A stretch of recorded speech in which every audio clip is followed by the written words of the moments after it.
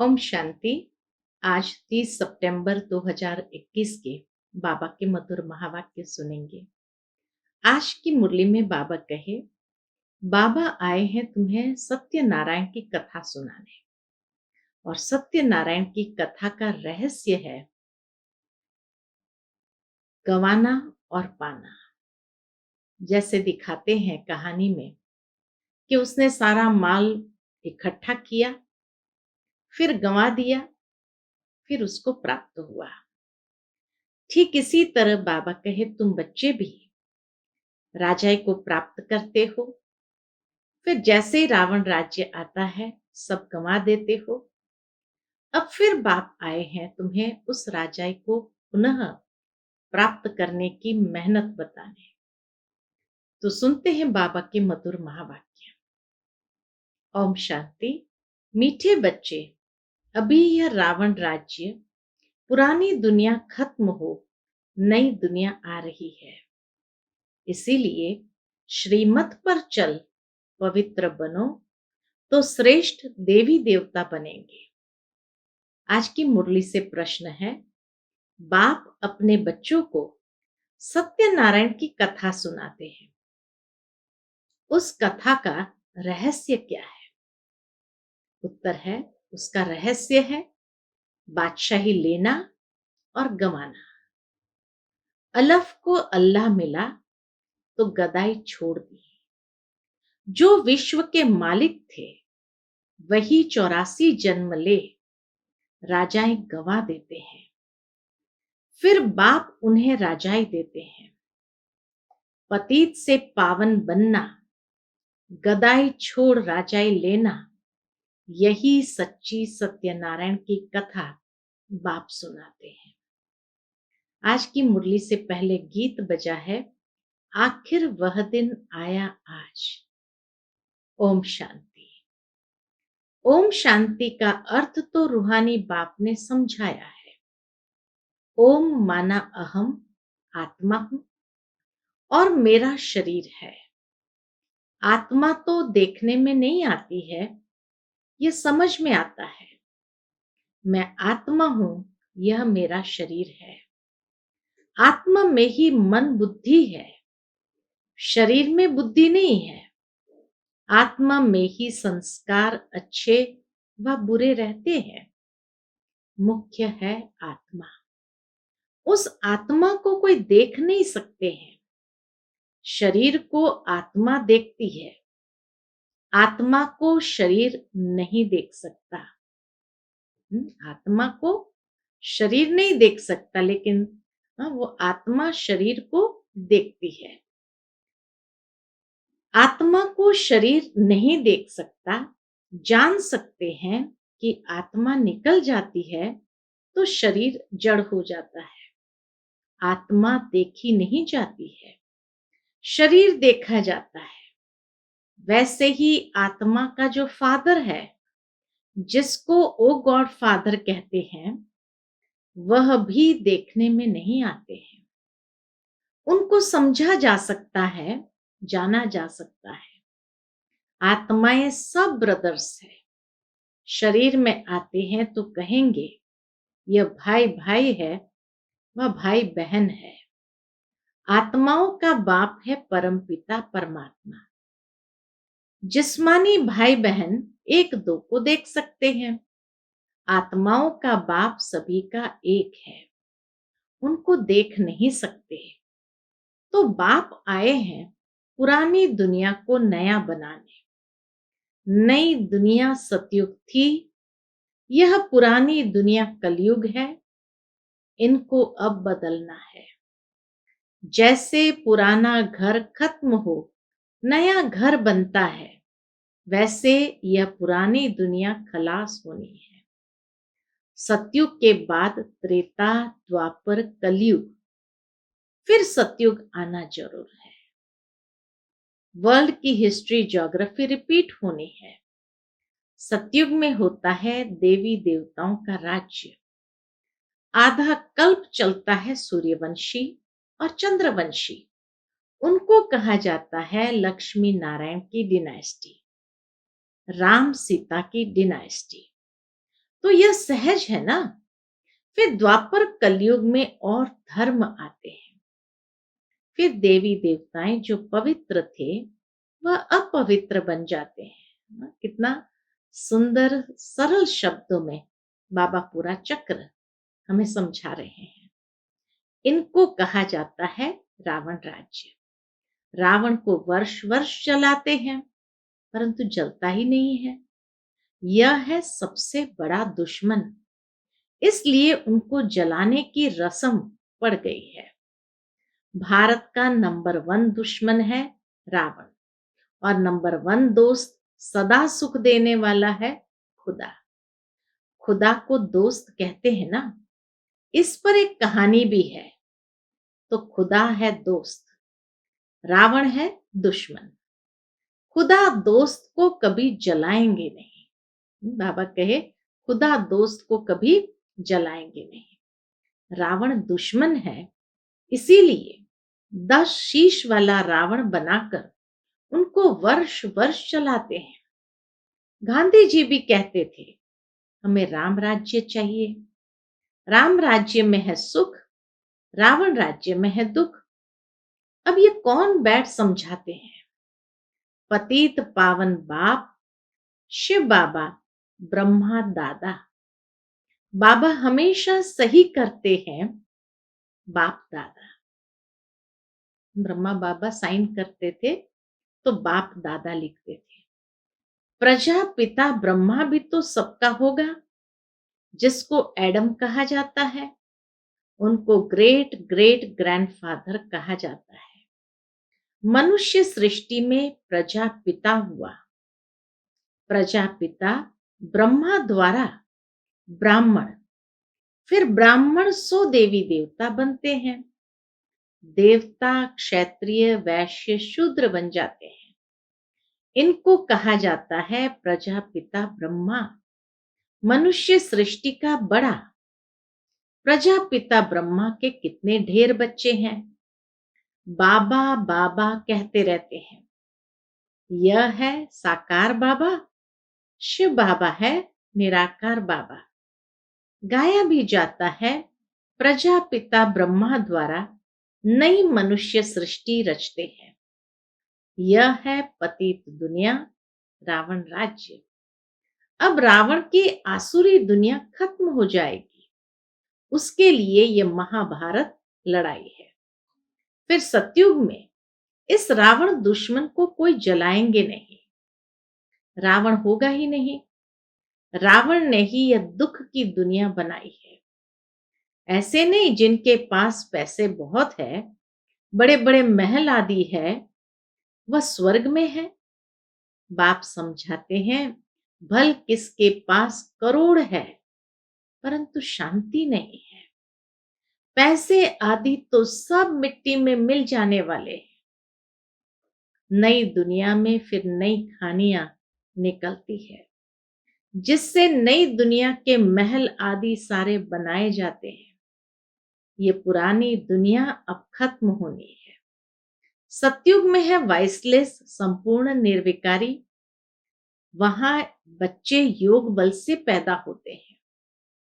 विकार वहां होता ही नहीं। न देह अभिमान, न क्रोध, न काम, 5 विकार होते ही नहीं। इसलिए वहां कब रावण को जलाते ही नहीं। सतयुग में, त्रेता युग में कभी रावण को जलाते ही नहीं। यहां तो रावण राज्य है, इसलिए सब पुकारते हैं हे पतित पावन आओ। वह तो लिबरेटर भी है, सबका दुख हरता है। अभी सब रावण राज्य में है, बाप को आकर छुड़ाना पड़ता है। अब बाप कहते हैं तुम पवित्र बनो, यह पतित दुनिया खत्म होनी है। जो श्रीमत पर चलेंगे वह श्रेष्ठ देवी देवता बनेंगे। विनाश तो होगा, सब खत्म हो जाएंगे, बाकी कौन बचेंगे? जो श्रीमत पर पवित्र रहते हैं वही बाप की मत पर चल विश्व की बादशाही का वर्षा पाते हैं। इन लक्ष्मी नारायण का राज्य था ना। अभी तो रावण राज्य है जो खत्म होना है। सतयुगी राम राज्य स्थापन होना है। राम व सीता वाला नहीं। बाबा कहे राम व सीता वाला नहीं।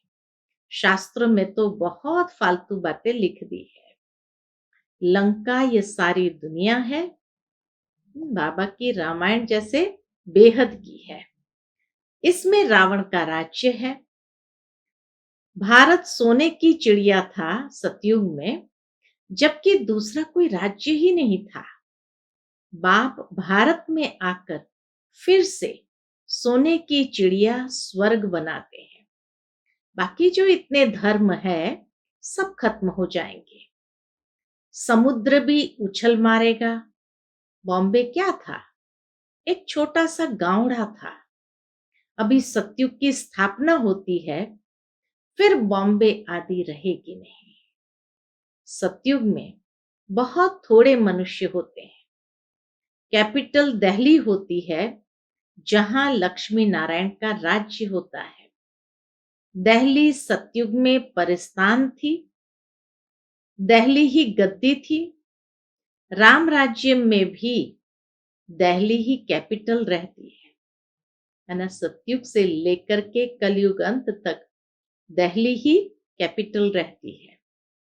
परंतु राम राज्य में हीरे जवाहरों के महल थे, अथाह सुख था। बाप कहते हैं तुमने विश्व का राज्य गंवाया है, मैं फिर से देता हूं। तुम मेरी मत पर चलो। श्रेष्ठ बनना है तो सिर्फ क्या करो? श्रेष्ठ बनना है तो सिर्फ मुझे याद करो और किसी देहधारी को याद नहीं करो। अपने को आत्मा समझ मुझ बाप को याद करो तो तुम तमो प्रधान से सतो प्रधान बन जाएंगे। तुम मेरे पास चले आएंगे। तुम मेरे गले की माला बन फिर विष्णु के गले की माला बन जाएंगे। माला में ऊपर में हूं मैं। बाबा कहे माला में ऊपर हूं मैं। फिर युगल है ब्रह्मा सरस्वती। वही सतयुग के महाराजा महारानी बनते हैं। उन्हों की फिर सारी माला है जो नंबरवार गद्दी पर बैठते हैं। मैं भारत को इन ब्रह्मा सरस्वती और ब्राह्मणों द्वारा स्वर्ग बनाता हूं।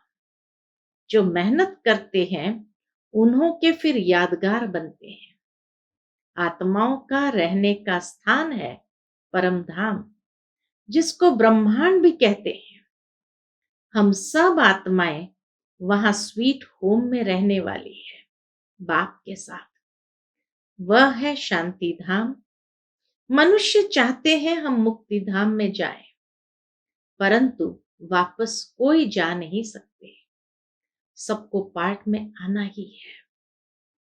तब तक बाप तुमको तैयार करते रहते हैं। पार्ट में आना है उसके पहले बाबा हमको तैयार करते रहते हैं। तुम तैयार हो जाएंगे तो वहां जो भी आत्माएं हैं वह सब आ जाएंगी। फिर खलास। तब तक कुछ आत्माएं परम धाम में जरूर रहेगी। तुम जाकर नई दुनिया में राज्य करेंगे। फिर नंबरवार चक्कर चलेगा। गीत में भी सुना ना, आखिर वह दिन आया आज। भक्ति मार्ग में धक्के खाते रहते हैं। बाप है ज्ञान सूर्य। तो कहा जाता है ना, ज्ञान सूर्य प्रगट्या तो अंधकार अज्ञान अंधकार विनाश। अभी तुम्हारी बुद्धि में सृष्टि के आदि मध्य अंत का ज्ञान है। जानते हो जो भारतवासी नरकवासी है वह फिर स्वर्गवासी बनेंगे। बाकी इतनी सब आत्माएं शांति धाम में चली जाएगी। समझाना बहुत थोड़ा है। अलफ बाबा बे बादशाही। अलफ द्वारा बादशाही मिल जाती है। गदाई खत्म हो जाती है। उसकी कहानी बाप बैठ समझाते हैं। यह है सच्ची सत्यनारायण की कथा। बाकी सब है दंत कथाएं। बाबा ही नर से नारायण बनने के लिए ये ज्ञान सुनाते हैं। हिस्ट्री ज्योग्राफी है ना। लक्ष्मी नारायण का राज्य कब शुरू हुआ, कब तक चला, तो कथा भी हुई ना। जो विश्व पर राज्य करते थे वह 84 जन्म लेकर बिल्कुल ही तमो प्रधान बन गए हैं। अभी बाप कहते हैं मैं वही राज्य फिर से स्थापन करता हूं। बाप आकर के फिर से वही राज्य स्थापन करते हैं।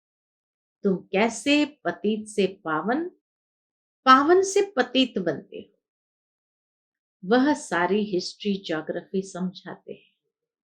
सारा चक्र है ही पतित से पावन, पावन से पतित, और उसी में सारी हिस्ट्री ज्योग्राफी बाबा समझाते हैं। पहले पहले सूर्यवंशियों का राज्य, फिर चंद्रवंशियों का, उनके बाद दूसरे भी बौद्धि, इस्लामी, फिर क्रिश्चियन आए। फिर वह देवी देवता धर्म जो था सो गुम हो गया। फिर वर्ल्ड की हिस्ट्री ज्योग्राफी रिपीट होगी। शास्त्र में ब्रह्मा की आयु 100 वर्ष दिखाई हुई है। शास्त्रों में भी ब्रह्मा की आयु 100 वर्ष दिखाई हुई है। यह जो ब्रह्मा है जिसमें बाप बैठ वर्षा देते हैं, इनका भी शरीर छूट जाएगा। देखो कितना समय इन एडवांस बाबा ने बच्चों को सावधानी दी थी कि यह जो ब्रह्मा है, कितने क्लियर शब्द में ये बात कही है। यह जो ब्रह्मा है जिसमें बाप बैठ वर्षा देते हैं, इनका भी शरीर छूट जाएगा। जैसे बाबा ने इशारा दिया था, लेकिन उस समय के भाई बहनों ने शायद समझा नहीं था कि ब्रह्मा बाबा चले जाएंगे, संपूर्ण हो जाएंगे। आत्माओं को बैठ जो आत्माओं का बाप है वह सुनाते हैं, वही पतित पावन है। और ये भी इशारा दिया कि आत्माओं का बाप जो है वह तो सुनाते हैं, वह अंत तक सुनाते रहेंगे, क्योंकि वही पतित पावन है। मनुष्य मनुष्य को पावन बना नहीं सकेंगे। जो खुद ही मुक्त नहीं हो सकते वो औरों को फिर कैसे करेंगे। वह तो सब भक्ति सिखलाने वाले अनेक गुरु हैं। कोई कहेंगे फलाने की भक्ति करो, कोई कहेंगे शास्त्र सुनो, अनेक अनेक मत मतांतर है। इसलिए सब और ही बेसमझ बन गए हैं। अब बाप आकर समझदार बनाते हैं। ये लक्ष्मी नारायण समझदार विश्व के मालिक थे ना, अब कितने कंगाल बन गए हैं। फिर शिव बाबा आकर नरकवासी से स्वर्गवासी बनाते हैं। बाप कितना अच्छी तरह से समझाते हैं कि यहां तकदीर जग जाए। जितना अच्छी तरह से बाबा समझाते, उस रहम की, कल्याण की भावना के साथ कि बच्चों की तकदीर जग जाए। बाप आते ही है मनुष्य मात्र की तकदीर जगाने। सब पतित दुखी है ना, सब त्राही त्राही कर विनाश हो जाएंगे, त्राही त्राही करके विनाश हो जाएंगे। इसलिए बाबा कहते हैं त्राही त्राही के पहले बेहद के बाप से कुछ वर्षा ले लो। यह जो कुछ दुनिया में देखते हो वह सब खत्म हो जाना है। Fall of Bharat, rise of Bharat, ये भारत का ही खेल है। राइज होगा सतयुग में, अब कलयुग में फॉल होना है। यह सब रावण राज्य का फॉर्म है। अब विनाश होना है। Fall of world, rise of world. सतयुग में कौन कौन राज्य करते हैं यह बाप बैठ समझाते हैं। राइज ऑफ भारत देवताओं का राज्य, फॉल ऑफ भारत रावण का राज्य। अभी नई दुनिया बन रही है। पुरानी दुनिया खत्म हो जाएगी, इसके पहले तुम पढ़ रहे हो। बाप से वर्षा लेने। पुरानी दुनिया खत्म हो उसके पहले पढ़ रहे हैं वर्षा लेने लिए। कितना सहज है। यह है मनुष्य से देवता बनने की पढ़ाई। सन्यासियों का है ही निवृत्ति मार्ग। वह धर्म ही अलग है। वह तो गृहस्थ व्यवहार छोड़ चले जाते हैं। उनका है हद का सन्यास। तुमको इस पुरानी दुनिया का सन्यास कर फिर यहां आना नहीं है। यह भी अच्छी रीति समझाना है। कौन कौन से धर्म कब आते हैं। द्वापर के बाद ही और धर्म आते हैं। पहले सुख भोगते हैं फिर दुख। ये सारा चक्र बुद्धि में बिठाना होता है।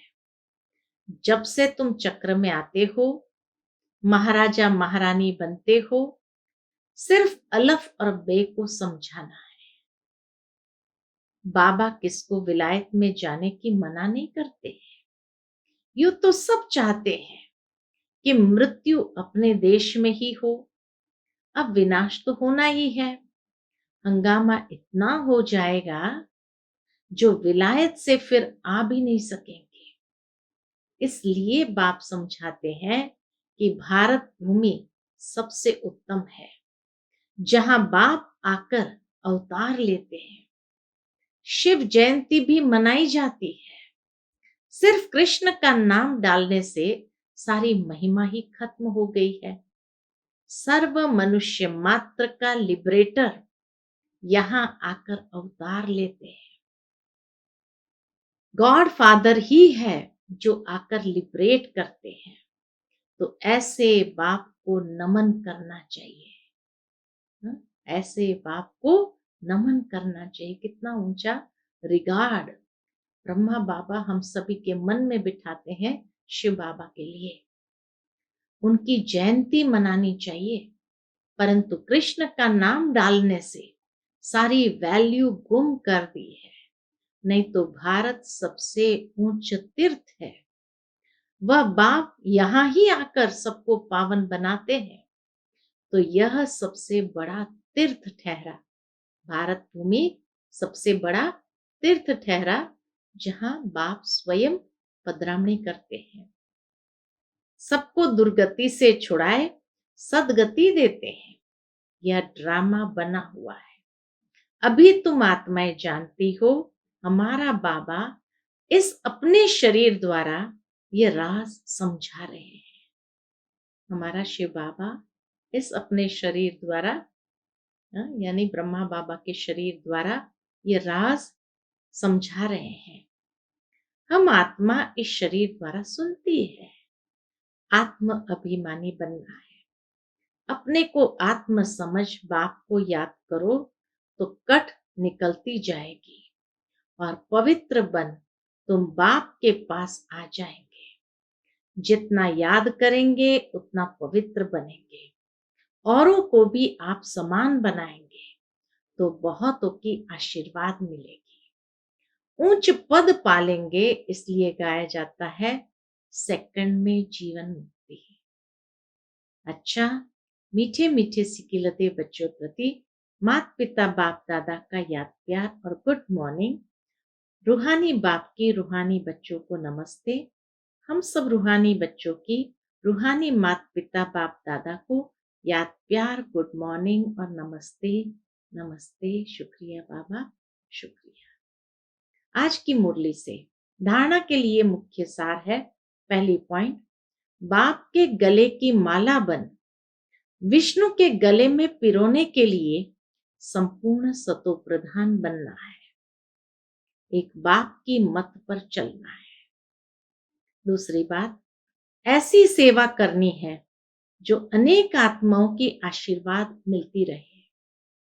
त्राही त्राही होने के पहले बाप से पूरा पूरा वर्षा लेना है। आज का बाबा का मधुर वरदान हम बच्चों के प्रति है।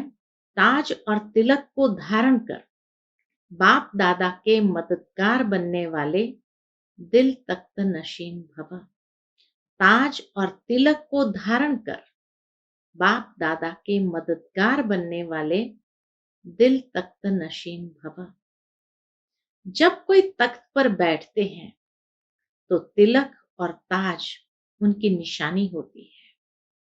ऐसे जो दिल तख्त नशीन है, उनके मस्तक पर सदैव अविनाशी आत्मा की स्थिति का तिलक दूर से ही चमकता हुआ नजर आता है। सर्व आत्माओं के कल्याण की शुभ भावना उनके नैनों से व मुखड़े से दिखाई देती है। उनका हर संकल्प, वचन और कर्म बाप के समान होता है। आज का बाबा का मधुर स्लोगन है, सरल याद के लिए सरलता का गुण धारण करो, संस्कारों को सरल बनाओ। सरल याद के लिए सरलता का गुण धारण करो, संस्कारों को सरल बनाओ। शांति। ओम शांति।